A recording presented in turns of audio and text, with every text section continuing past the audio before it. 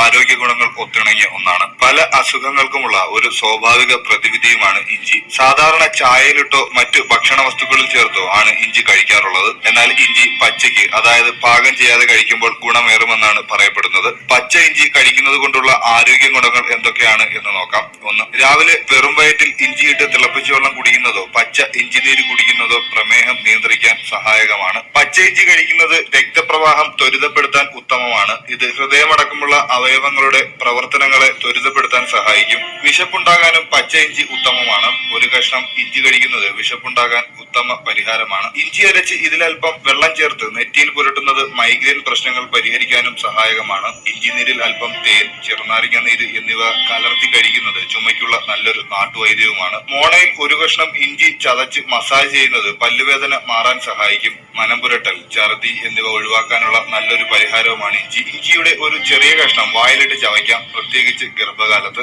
ഇഞ്ചി നീരിൽ തേൻ, ചെറുനാരങ്ങ നീര് എന്നിവ ചേർത്ത് കഴിക്കുന്നത് ദഹന പ്രശ്നങ്ങൾ